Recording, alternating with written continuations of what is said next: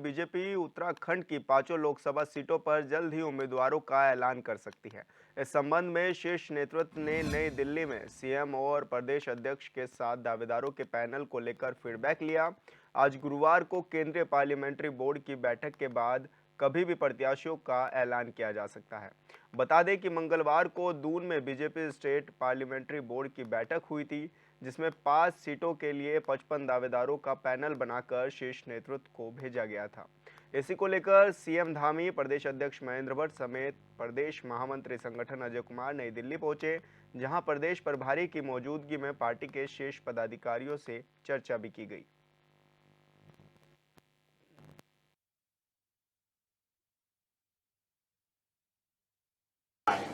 हमारी पूरी तैयारी है और बड़ी संख्या में लोगों ने भारतीय जनता पार्टी से चुनाव लड़ने के लिए हमारे प्रदेश अध्यक्ष जी के सामने, पार्लियामेंट्री बोर्ड के सामने अपना आवेदन किया है।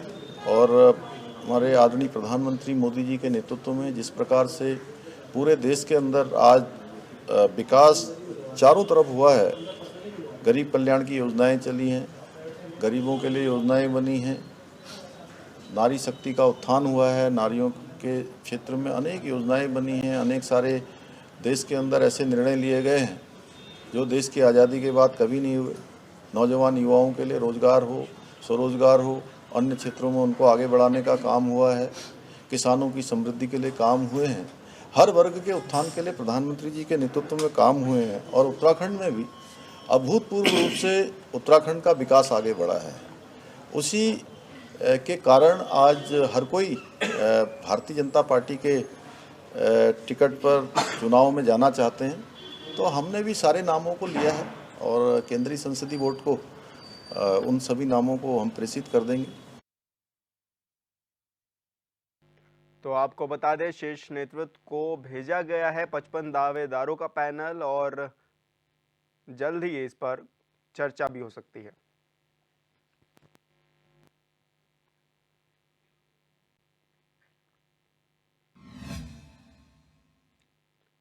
और हमारे ब्यूरो चीफ रोहित विक्रम हमारे साथ जुड़ गए हैं। रोहित, जल्द ही नामों का ऐलान हो सकता है क्योंकि पार्लियामेंट्री बोर्ड की बैठक भी हो गई है, और किस तरह से माने किन किन नामों पर चर्चा ज्यादा जोर पकड़ रही है? देखिए विशाल, एक दिन पहले भारतीय जनता पार्टी के प्रदेश संगठन में 2 बैठकें हुई चुनाव प्रबंधन समिति की, जिसमें आगामी कार्यक्रमों का बीते कार्यक्रमों का रोड मैप तैयार किया। उसके बाद शाम को चुनाव संचालन समिति की बैठक हुई, जिसमें करीब 55 नाम आए हैं दावेदारों के, जो पांचों लोकसभा सीटों पर अपनी दावेदारी प्रस्तुत कर रहे हैं। किसी पे 7, किसी पे 8, किसी पे 12 प्रत्याशियों ने अपने नामों पर ताल ठोकी है चुनाव के लिहाज से। और इन्हीं तमाम चीज़ों को लेकर परसों शाम तक चिंतन मंथन होता रहा। मुख्यमंत्री, प्रदेश अध्यक्ष, चुनाव प्रभारी सतपाल महाराज, धन सिंह रावत, पांचों सांसद, नरेश बंसल राज्यसभा सांसद, कल्पना सनी, तमाम लोगों ने चिंतन मंथन किया। और कल मुख्यमंत्री पुष्कर सिंह धामी सदन की कार्रवाई, चूंकि विधानसभा सत्र भी चल रहा है, दोपहर के बाद मुख्यमंत्री दिल्ली के लिए रवाना हुए। भारतीय जनता पार्टी के प्रदेश अध्यक्ष महेंद्र भट्ट भी उनके साथ थे। और कल दिल्ली में बहुत महत्वपूर्ण बैठक हुई। 8 राज्यों की कोर ग्रुप की बैठक हुई आगामी लोकसभा चुनाव के दृष्टिगत। और सेंट्रल पार्लियामेंट्री की बोर्ड की बैठक भी थी। 55 नामों को लेकर चिंतन मंथन मुख्यमंत्री पुष्कर सिंह धामी, प्रदेश अध्यक्ष महेंद्र भट्ट के साथ हाईकमान के बीच हुआ है कि आखिर में कौन सा ऐसा प्रत्याशी है जो दोबारा भारतीय जनता पार्टी का कमल जो है पांचों लोकसभा सीटों पर खिला सकते हैं। हालांकि अगर हम चुनाव के लिहाज से बात करें तो सांसद अजय टम्टा, जो कि अल्मोड़ा पिथौरागढ़ से सांसद हैं, पिछले लोकसभा चुनाव में 2.5 लाख वोटों से जीत कर आए और पूर्व केंद्रीय राज्य मंत्री रह चुके हैं।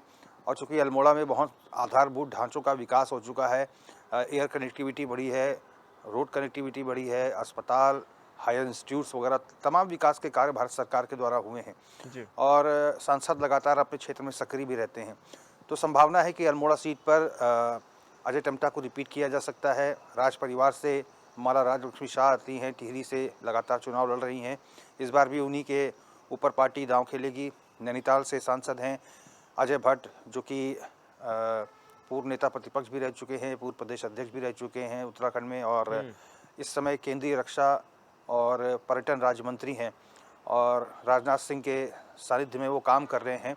तो उनके टिकट भी फाइनल माना जा रहा है। और इसके साथ ही पौड़ी के लिए ज़रूर जो है, जैसा कि हम विशाल कल बात कर रहे थे, पौड़ी के लिए अनिल बलूनी के नाम पर जो संभावनाएं है वो ज़्यादा बन रही हैं कि जो राष्ट्रीय मीडिया प्रभारी अनिल बलूनी है, राज्यसभा सांसद रह चुके हैं उत्तराखंड से, उनके नाम पर हाईकमान मोहर लगा सकता है। और हरिद्वार सीट जो कि बहुत ही हॉट सीट मानी जा रही है, और इस बार जो है पार्टी पूर्व सीएम त्रिवेंद्र सिंह रावत को वहाँ पर मौका दे सकती है। तो ये फिलहाल ये चर्चाएं हैं और कयासबाजी है, लेकिन अंतिम निर्णय जो है पार्लियामेंट्री बोर्ड की बैठक में संभवतः ले लिया गया होगा। और जब पूरे देश में आगामी लोकसभा चुनाव के दृष्टिगत नामों का ऐलान एक साथ होगा तो उस समय उत्तराखंड की 5 सीटों पर भी सस्पेंस खत्म हो जाएगा और हाईकमान जो है प्रत्याशी डिक्लेयर कर देगी। रोहित, कयास तो ये भी लगाए जा रहे हैं कि धामी कैबिनेट से भी किसी चेहरे को ये जिम्मेदारी दी जा सकती है कि वो लोकसभा चुनाव लड़े।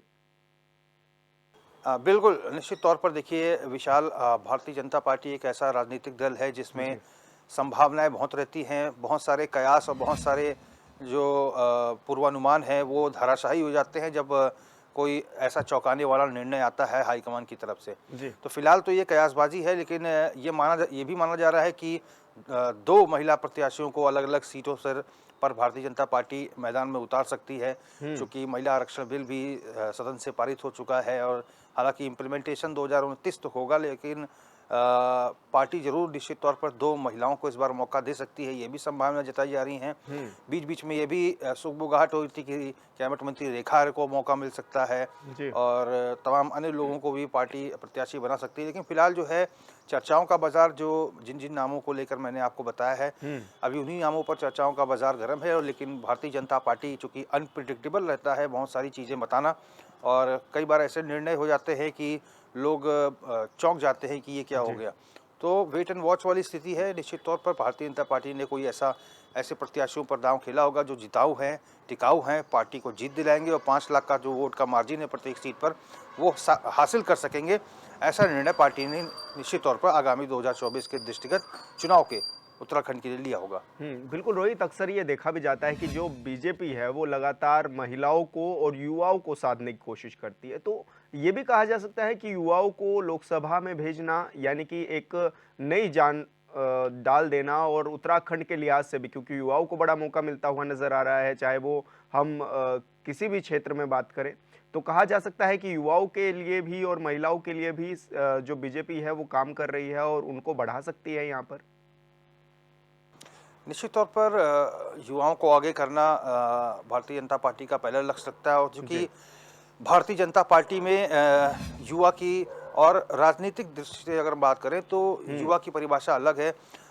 सांसद रमेश पोखरियाल निशंक, अजय भट्ट, इन लोगों को भी युवा ही कहा जा रहा है।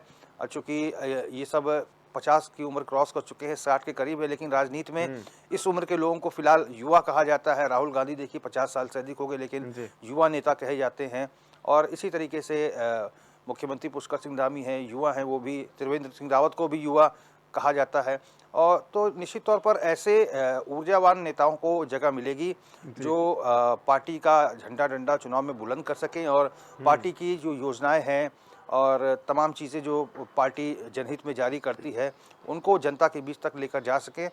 तो ऐसे नामों पर भारतीय जनता पार्टी अपने पैनलिस्ट से चिंतन मंथन के बाद इन नामों पर निश्चित तौर पर विचार कर लिया है और नाम जो है फिलहाल गोपनीय है और 5 नामों को भारतीय जनता पार्टी उस समय ऐलान करेगी जब पूरे देश में अलग अलग राज्यों के लिए लोकसभा के चुनाव के प्रत्याशियों का ऐलान होगा। उस समय भारतीय जनता पार्टी का हाईकमान, जो सेंट्रल पार्लियामेंट्री बोर्ड के जो मेंबर्स हैं, वो उत्तराखंड के लिए भी नामों का ऐलान कर देंगे। बिल्कुल रोहित, एक चीज़ ये भी देखी जाती है कि अक्सर जनता के बीच में जाकर के मन टटोलने की भी बीजेपी कोशिश करती है कि कौन ऐसा चेहरा है जो कि जनता चाहती है कि ये हमारा नेतृत्व करे।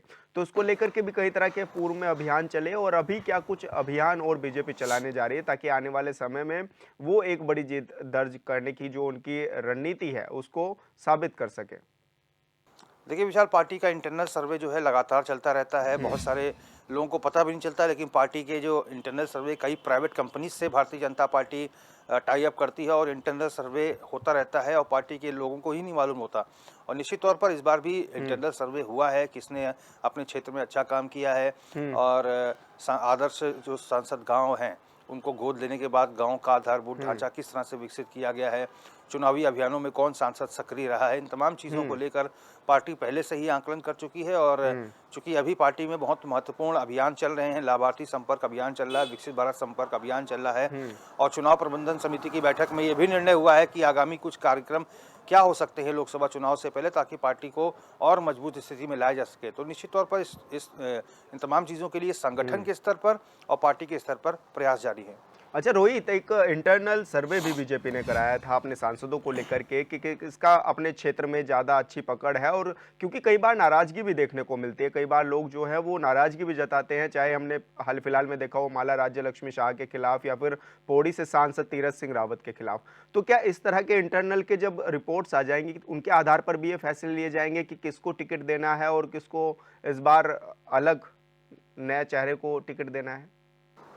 देखिए विशाल, जैसा कि मैंने बताया कि इंटरनल सर्वे भारतीय जनता पार्टी के भीतर समय समय पर होता रहता है।